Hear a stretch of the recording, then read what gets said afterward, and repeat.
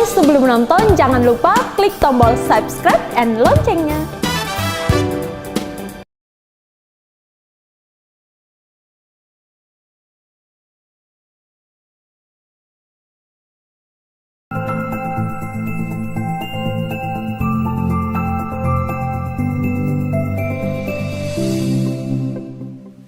Halo sahabat Eljon, kembali lagi di Eljon Medical Forum bersama saya Cynthia Kusumarani, dan kali ini kita membahas mengenai mata, yaitu kontak lens yang tadi di segmen 1 juga sudah banyak sekali dibahas, dan masih bersama Dr. Dimas Setia Adi Nugraha, spesialis mata di sini. Halo Dr. Dimas.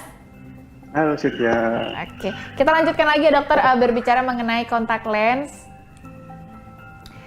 Yuk, kita lanjutkan.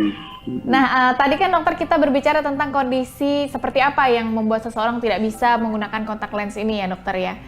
Nah, kemudian kan ada juga ya dokter ya kondisi mata lazy eyes yang tadi udah sempat disebutkan oleh dokter Dimas. Kalau lazy eyes ini bisa nggak sih dok menggunakan lensa kontak ini, karena kan bagian matanya berbeda sebelahnya gitu ya dokter ya. Apakah tidak bisa menggunakan atau seperti apa? Silakan dokter.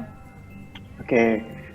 Sebelumnya kita sedikit bahas tentang lazy eyes tadi ya. Apa sih lazy eyes atau mata malas atau bahasa kedokterannya amblyopia. Jadi intinya amblyopia atau mata malas ini bisa terjadi atau sering terjadi biasanya memang pada orang yang mempunyai kelainan refraksi atau mata minus lah ya, atau mata minus yang tinggi biasanya.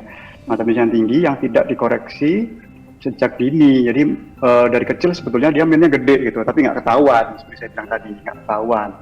Atau kalau minusnya nggak beda jauh, jadi benar kata Cynthia tadi kan kadang-kadang cuma sebelah ya, kadang-kadang seperti itu. Biasanya mungkin yang kiri misalnya -1, yang sebelahnya -6 atau -7, bedanya jauh banget, seperti itu. Nah itu akan kecenderungannya adalah anak atau orang tersebut akan menggunakan matanya yang lebih terang, pada artian dia akan menggunakan mata kirinya tadi yang -1 ya, yang -1 tadi yang minnya kecil, itu akan menjadi mata dominannya dia gitu, karena dia merasa yang mata kirinya lebih terang gitu.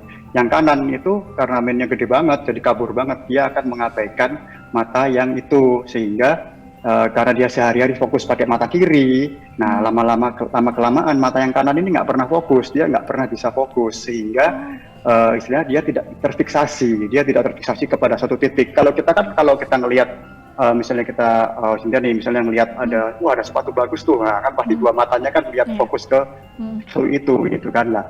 Sedangkan pada orang yang minnya beda kanan kirinya terlalu jauh, dia hanya menggunakan satu mata, yaitu lihat sepatu itu, tapi mata kanannya ini istilahnya diabaikan, sehingga tidak terfiksasi akibatnya karena dia tidak terbiasa fokus dari kecil, akhirnya lama-lama tidak terlatih gitu.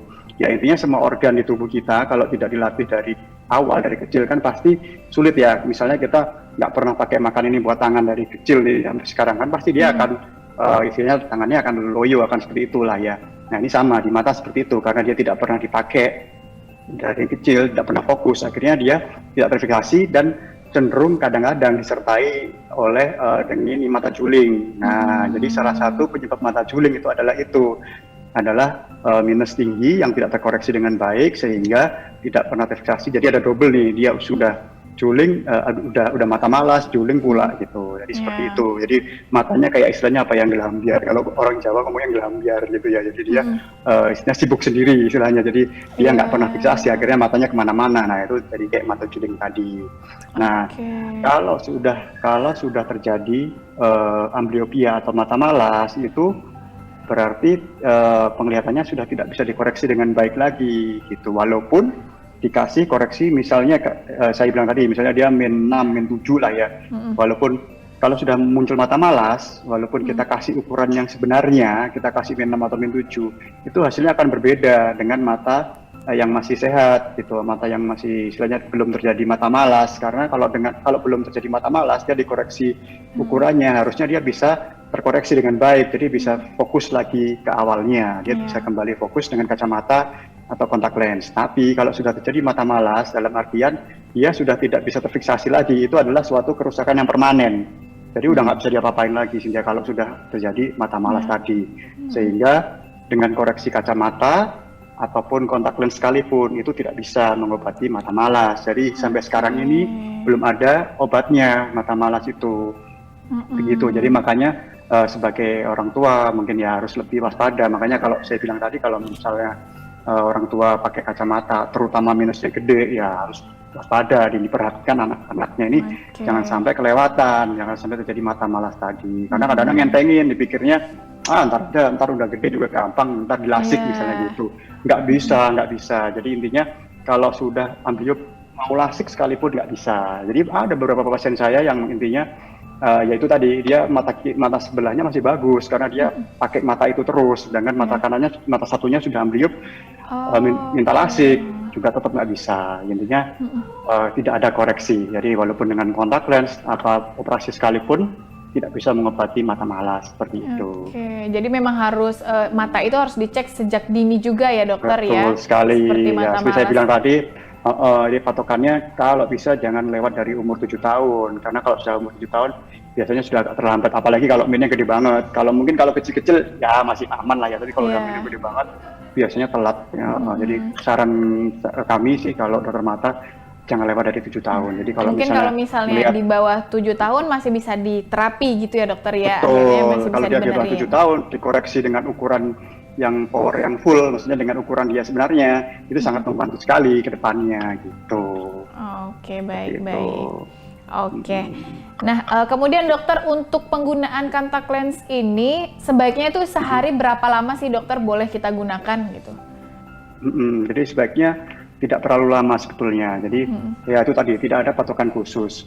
Memang sulit ya untuk berapa lamanya itu kita nggak ada patokan khusus. Jadi yang penting pemakainya buat apa dulu nih. Jadi misalnya buat kerja nih ya, ya kita kerja di kantor berapa jam sih? Biasanya 6 jam. Ya segituan lah ya mungkin. Iya. Nah misalnya kalau sudah selesai, sebaiknya ya kontak lens itu dilepas, ganti kacamata. Jadi intinya saran saya sih lebih utamakan kacamata. Jadi kalau bisa ada spare. Jadi ini ada beberapa pasien juga gitu. Dia lucunya nggak punya kacamata. Jadi nggak mau pakai kontak lens terus. Nah itu sangat tidak kita sarankan. Karena dia datang dengan saya sudah dalam kondisi infeksi gitu. Saya suruh pakai kacamata, bingung dia, dok saya nggak punya kacamata. Waduh, lah kok aneh gitu kan. Harusnya kita harus, walaupun pemakai kontak lens, tetap harus punya kacamata, karena berilah waktu matamu itu untuk bernafas, istilahnya seperti itu ya. Karena itu tadi, karena dia butuh kontak dengan udara luar, sehingga istilahnya tetap terjaga kebersihannya, tetap terjaga nutrisinya, jadi matanya supaya tetap sehat. Jadi menurut saya sih ya antara 4 sampai 6 jam sih sebaiknya untuk pemakaian kontak lens ya. Kalau lebih dari itu ya harus hati-hati. Mungkin kalau memang kita kerjanya di depan komputer, apalagi ya kan hari gini ya, depan komputer, gadget ya, laptop segala macam. Nah itu bisa mungkin kalau memang ya dok saya kerjanya gimana, saya kerjanya lama dok, apalagi depan AC gitu kan ya, udah depan komputer, ruang AC lagi dingin. Nah AC itu juga salah satu penyumbang untuk terjadinya mata kering gitu. Jadi kalau kena sentor AC terus matanya makin kering, jadi resikonya juga infeksi makin tinggi. Jadi mungkin bisa diatasi dengan pemberian air mata tetes, itu air mata buatan. Jadi sediaannya dia tetes. Jadi itu kalau memang pemakai kontak lens yang memang dia pemakaiannya jangka panjang, misalnya dalam sehari dia cukup lama, sebaiknya kemana-mana bawa tetes mata itu, sehingga kelembapan dari matanya tetap terjaga. Tapi itu kalau kepepet aja ya, tapi sebaiknya tetap menurut saya kalau memang sudah di luar jam kerja, segera dilepas, ganti dengan kacamata, seperti itu. Betul. Oke, baik. Nah kemudian dokter, kan ada juga kontak lens tadi yang dokter katakan ada yang sekali pakai, ada juga yang ada jangka waktu berminggu-minggu atau bahkan berbulan gitu ya dokter ya, dia masih bisa dipakai gitu. Nah untuk yang jangka waktu agak panjang ini, kira-kira kapan dokter lensa kontak ini harus diganti baru? Dalam keadaan apa? Mungkinkah udah terasa tidak nyaman atau seperti apa kira-kira dokter? Betul. Jadi memang kan waktu kita beli kontak lens kan ada ininya ya, ada expirednya ya. Jadi kita harus perhatikan ya pemakaian berapa lama gitu ya. Intinya yang pertama ya kita nggak boleh lebih dari expired date itu ya. Kalau memang dia misalnya maksimal sebulan ya sebulan, jangan ditawar-tawar lagi gitu. Kadang mungkin kelupaan terus aduh belum sempat beli yang baru, pakai lagi deh. Nah itu cukup berbahaya karena memang sudah diperhitungkan dari pabrikannya itu kontak lens bertahan selama apa ya, sejauh itu intinya dia di fabrikasi dia dibuat daya tahannya cuma sejauh itu, jadi jangan lebih gitu, karena apa ya, nanti takutnya bahannya kan, namanya bahannya kan bisa berubah, elastisitasnya kan bisa berubah ya. Betul. Elastisitasnya, warnanya, bentuknya, permukaannya gitu, apalagi kalau mungkin sering outdoor ya, mungkin istilahnya sudah permukaannya sudah nggak bagus lagi lah, seperti itu. Nah itu ya intinya paling gampang ya lihat expired date-nya. Ini kontak lens dibuat untuk berapa lama, mingguan kah, bulanan kah, kita lihat itu dulu gitu. Kalau sudah lewat harus ganti baru, seperti itu. Tapi ada ya kalau istilahnya bisa lebih cepat kalau memang sudah terjadi kerusakan pada kontak lens tersebut. Misalnya habis jatuh terus mungkin nyari-nyari sempat keinjek misalnya ya, sempat keinjek, waduh kan pasti bentuknya udah berubah tuh, terus sayang dicuci aja gitu, dibersihin gitu, karena mau gimana lagi nggak kelihatan kan, daripada nggak kelihatan ya. Nah itu juga cukup berbahaya, karena kalau kontak lens yang sudah terpapar seperti itu, nah itu akan sangat, istilahnya pertama strukturnya bisa berubah, kedua ya kuman lah pastilah ya, intinya kena kuman, terus ya kena kotoran segala macam, otomatis resiko infeksi akan semakin besar. Jadi makanya kalau sudah atau ada kerusakan, jadi kalau misalnya kerobek atau mungkin ya atau kena kuku atau gitu, sudah terjadi perubahan bentuk atau ada robekan, sebaiknya segera diganti, karena kalau sudah berubah isinya bentuknya, pasti juga dia daya refraksinya juga akan berubah gitu, karena kan bentuk minus plus silinder itu kan dia bentuk dari sudah dibentuk kontak lensnya. Nah kalau bentuknya berubah, otomatis kan angka minnya sudah nggak valid lagi gitu. Jadi harus segera diganti. Pertama, kedua ya karena infeksi itu tadi, resikonya besar terjadi infeksi. Oke, baik. Oke. Nah kemudian dokter, kontak lens ini boleh nggak sih dokter dipakai saat mandi? Oke. Pakai saat mandi ya. Saking malasnya nyopot ya. Saking malasnya kan ada aja. Apalagi sambil nyanyi-nyanyi gitu lama gitu ya. Oke, jadi gini. Sebetulnya sangat tidak dianjurkan ya. Sangat tidak dianjurkan. Karena apa ya? Apalagi namanya kita lagi mandi ya. Lagi mandi kadang-kadang kan kita juga pakai shampoo gitu ya. Atau sabun muka, sabun cuci muka, pembersih wajah, segala macam ya. Itu dia istilahnya beresiko mengiritasi mata gitu.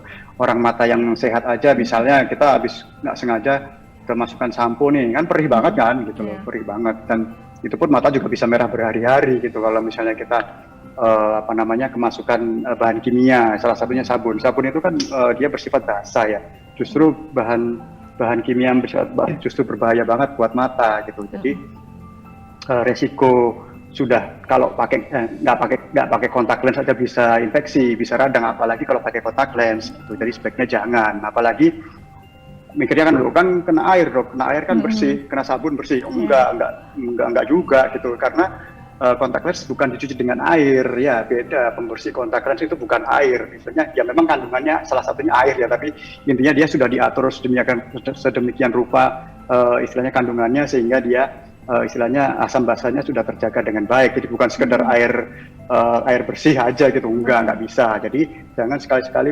mencuci kontak lens dengan air, karena sangat berbeda sekali kandungannya ya. Nah salah satunya itu sambil mandi, takutnya nanti istilahnya nggak bagus juga gitu loh, akan meningkatkan resiko terjadi infeksi seperti itu ya. Apalagi nanti kalau misalnya copot, ntar hilang lagi ya. Udah ini keinjek terus dipakai lagi kan dokter, sayang. Masih mending kadang-kadang ini masuk ke dalam ini kan ini saluran air, hilang deh. Oke. Jadi mending nggak usah ya. Nah, kemudian dokter, apakah ada bahaya serius nih dokter dari penggunaan lensa kontak? Entah mungkin ada penyakit komplikasi yang akan timbul di bagian mata, entah infeksi. Dampaknya apa saja dokter dari penggunaan lensa kontak ini? Betul. Kelainan infeksi akibat penggunaan kontak lens yang tidak baik itu sangat fatal ya. Saya bukan menakut-nakuti, ini memang kenyataan ya, realita, dan ini harus juga disadari oleh semua para pengguna kontak lens. Karena apa? Saya udah sering banget ya dapat pasien itu yang memang sudah akhirnya matanya mengalami kebutaan karena riwayat penggunaan kontak lensnya nggak benar gitu ya. Kesannya sepele ya, awal-awalnya merah, dicuekin, akhirnya jadi infeksi. Jadi gini, eh, yang pertama adalah mungkin infeksi ringan dulu, yang maksudnya komplikasi apa ringannya ya, ininya kelainan ringannya adalah ya iritasi sekitar aja, ya mungkin cuman apa konjungtivitis ringan atau cuma mata merah aja gitu. Tapi bisa juga terjadi abrasi karena kontak lens ini kan istilahnya dia juga menggores-gores kan, walaupun dia soft, walaupun dia mungkin empuk lunak nggak tajam ya, tapi dia juga bisa ada risiko menggores gitu, risiko menggores mata sehingga terjadi erosi, istilahnya kita ngomong erosi atau abrasi pada kornea. Nah itu kalau tidak terobati dengan baik itu erosi atau abrasi itu akan terus berkembang infeksinya sehingga yang paling ekstrim akan menjadi ulcer atau ulkus, istilahnya luka ya, bahasa kedokterannya ulkus atau ulcer ya. Jadi istilahnya terjadi luka pada kornea yang semakin parah. Nah, pada akhirnya seluruh kornea itu akan jadi kalau ada luka pada kornea itu akan ada putih-putih di mata. Biasanya kalau kita lihat di jalan mungkin orang matanya kok ada di bagian hitam-hitamnya kok jadi putih, itu biasanya ada riwayat luka. Jadi seperti itu. Luka pada mata itu pun kalaupun sembuh ya, itu pun kalau sembuh itu akan meninggalkan bekas warna putih tadi kita sebut dengan leukoma. Jadi intinya semakin parah dari kerusakan korneanya, dia akan semakin luas dan semakin permanen kerusakannya. Jadi tidak bisa bening kembali. Nah itu yang harus diperhatikan. Kalau sudah terjadi kerusakan kornea itu bersifat permanen sehingga penglihatan akan terganggu selamanya. Nah itu pasti istilahnya sangat harus diperhatikan sekali ya, apalagi kebanyakan justru ironisnya malah pasien-pasien yang seperti itu tuh usia muda gitu, karena mereka kan ya mungkin pengen gaya pertama ya, mungkin nggak jarang biasanya habis merit. Nah habis merit pengen cantik pakai kontak lens yang warna-warni. Oh ya salah satu penggunaan kontak lens kan untuk kosmetik ya, jadi nggak cuma buat penglihatan aja. Tadi lupa saya sebutkan, salah satunya kosmetik. Nah ini juga cukup berbahaya gitu penggunaan kosmetik.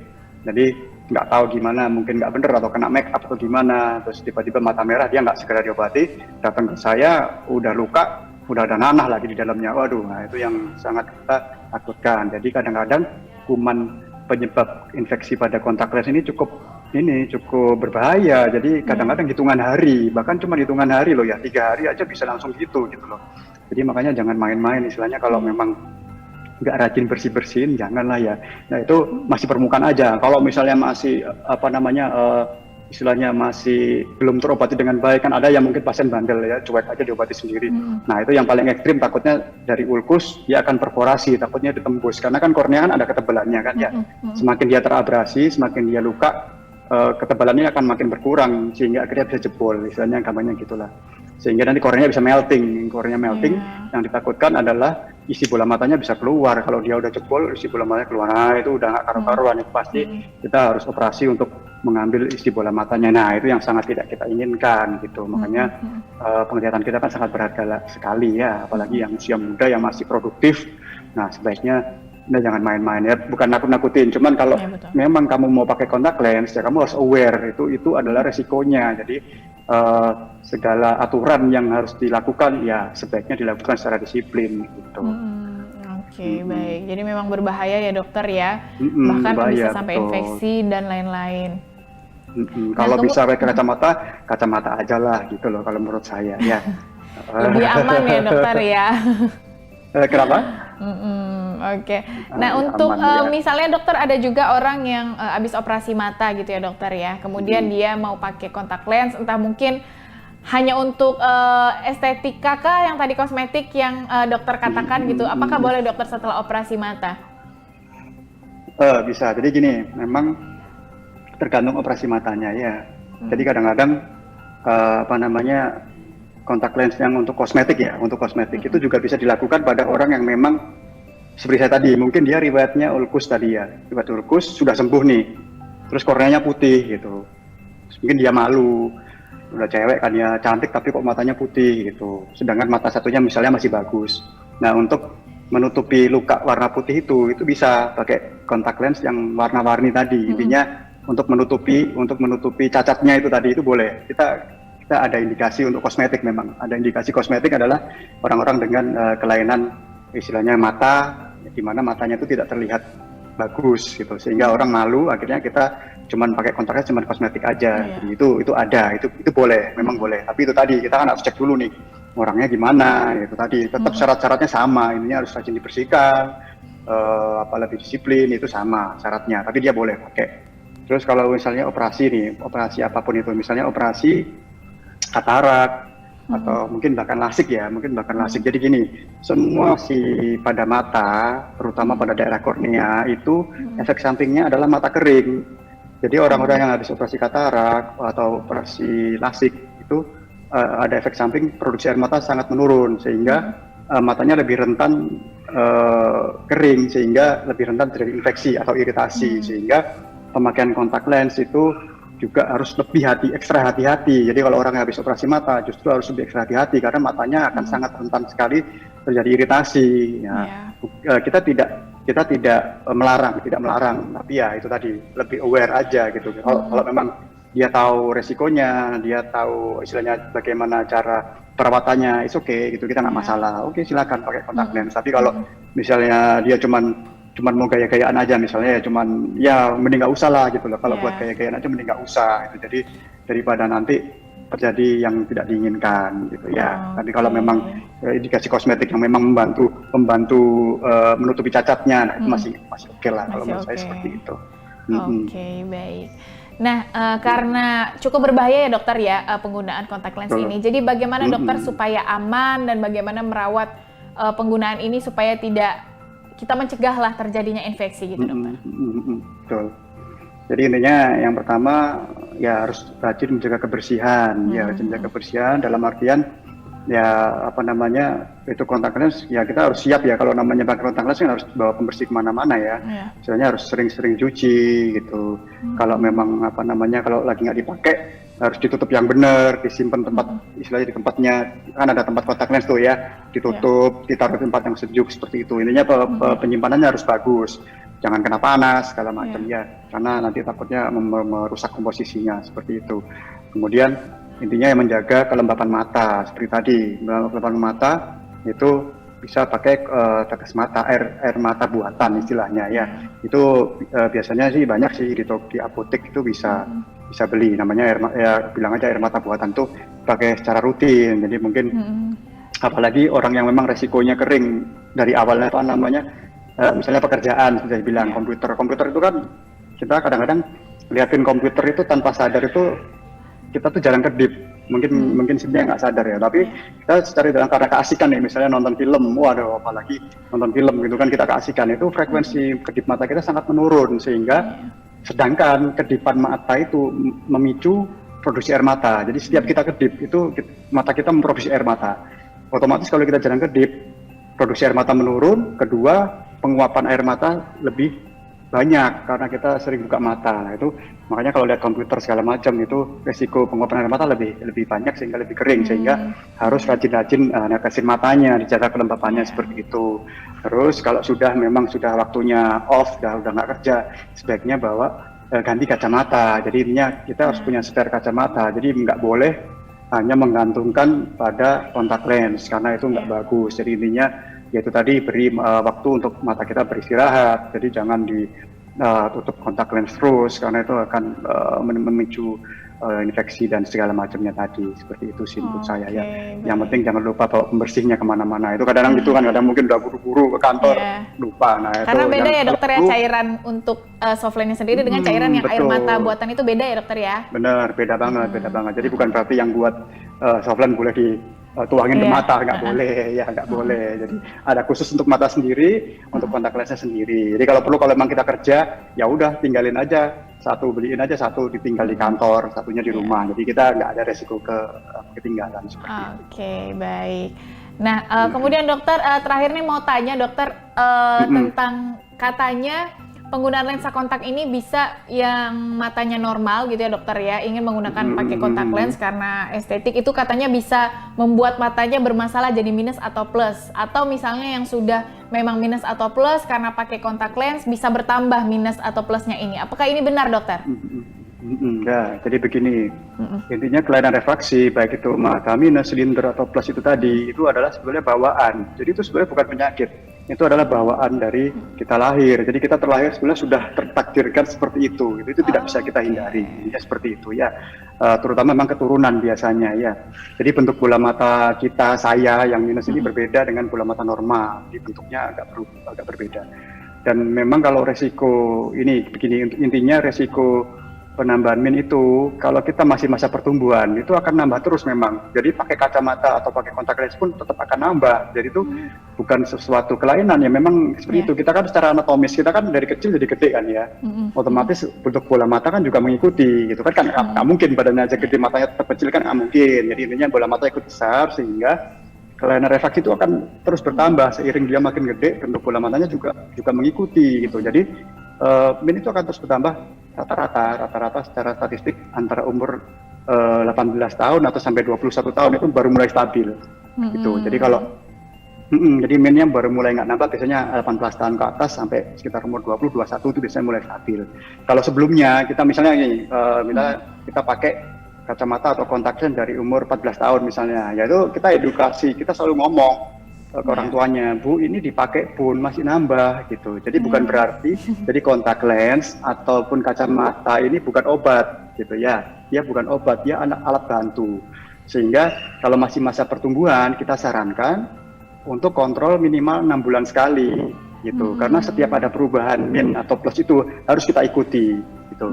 Kalau enggak nanti pasti akan tidak nyaman gitu, akan muncul keluhan kabur segala macam karena kan dia kan tumbuh nih, ukurannya berubah seperti itu. Jadi bukan berarti kalau pakai kontak lens atau kacamata malah nambah, enggak, itu salah kaprah. Ya bener, memang saya sering dapat pasien seperti itu. Saya tanya, enggak ya, kok kacamatanya nggak ya? Jadi saya kok nggak pakai kacamatanya kenapa? Takut dok nambah minnya lah, ini kan salah kaprah banget gitu, salah kaprah banget. Jadi justru itu pakai kacamata justru menekan supaya dia nggak makin cepat naiknya, karena kalau kita nggak pakai kacamata otomatis akomodasi dari mata ini untuk melihat akan bekerja ekstra keras kalau kita nggak pakai koreksi kacamata ataupun kontak lens tadi, sehingga minnya malah bisa lebih kencang lagi naiknya gitu. Jadi pakai kacamata aja bisa nambah, apalagi nggak pakai. Apalagi gitu. nggak pakai, Jadi diperhatikan. Jadi itu salah banget ya, itu mitos mungkin ya. Seperti itu. Oke, baik. Berarti memang lebih baik gunakan kacamata ya dokter ya, intinya ini. Betul. Kalau saya secara umum sebaiknya kalau masih bisa pakai kacamata aja. Memang ada beberapa pasien istilahnya gini, yang merasakan keuntungan pemakaian lensa kontak itu adalah orang-orang yang minusnya tinggi banget memang. Biasanya kalau sudah kan tebel nih ya, kalau kita misalnya min 9, 10 atau bahkan 15, ada yang 20 itu tebel banget memang kacamatanya. Ya itu kadang-kadang kan kasihan ya, kita ngelihatnya juga aduh kasihan gitu. Jadi akan lebih nyaman buat mereka yang minusnya gede banget itu kalau pakai kontak lens memang. Karena apa? Di samping pertama kosmetik ya, sekali lagi kosmetik dilihat kan nggak enak nih, tebel banget. Kedua, dengan kontak lens otomatis lapang pandang kita akan lebih luas. Kalau kita kan ketutupan kacamata nih kayak saya nih, apalagi makin tebel, kan otomatis ketutupan nih samping-samping gitu kan nggak kelihatan ya. Nah dengan pakai kontak lens keuntungannya adalah orang tersebut pandangannya akan jadi lebih luas sehingga lebih nyaman juga. Sebetulnya itu kelebihan dari kontak lens yang kita sarankan biasanya orang pemakai orang yang memang minusnya gede gitu, karena itu lebih terasa manfaatnya seperti itu. Tapi ya tetap harus punya spare kacamata gitu. Jadi kalau dia istirahat ya sebaiknya pakai kacamata biasa gitu. Kalau memang lagi nggak aktivitas gitu ya.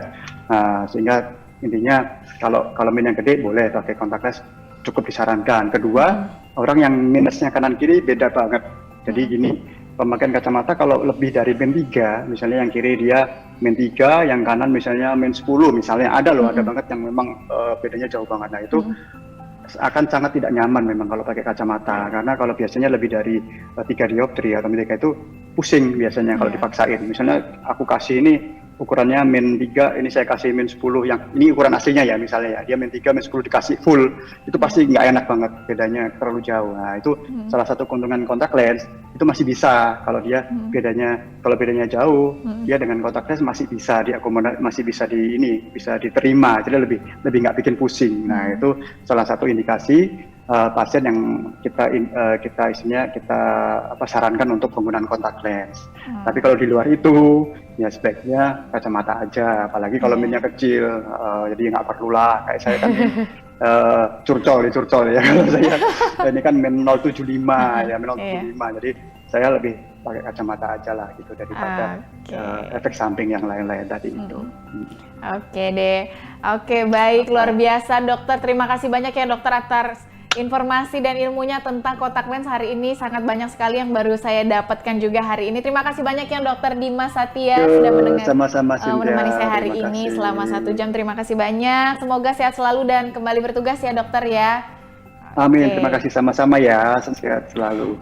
Oke, baiklah sahabat Eljon dan pemirsa semua yang menyaksikan hari ini, itu dia tadi perbincangan saya dan juga Dokter Dimas mengenai kontak lens ya. Banyak sekali yang kita dapatkan hari ini, yang mana kalau memang misalnya sahabat Eljon ingin menggunakan kontak lens harus siap untuk bersih, higienis dan terhadap resikonya. Jadi harus dijaga dengan bersih, dirawat dengan baik kebersihannya, karena memang akibatnya juga bisa fatal jika kita tidak mau bersih dalam menggunakan ini. Dan memang jika ingin tidak memiliki resiko ini, lebih baik gunakan kacamata ya. Tadi Dokter Dimas juga katakan, karena memang tidak semua orang bisa menjalankan protokol untuk menggunakan kontak lens ini dengan baik gitu. Tidak semua orang bisa mempunyai kebersihan yang sama gitu. Jadi lebih baik gunakan kacamata saja. Baiklah, semoga bermanfaat dan berguna untuk sahabat Eljon hari ini. Saya Cynthia Kusumarani dan juga Dokter Dimas Satya Adinugraha, spesialis mata, pamit undur diri. Sampai jumpa.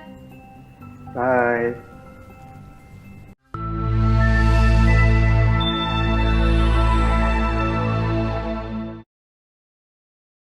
So, saya Mawar Salem, pamit undur diri. Ada kamera nih. So, gimana nih kalian? Pasti udah pada nonton semua kan? Karena kalian udah nonton, berarti kalian harus like and subscribe ya. See you!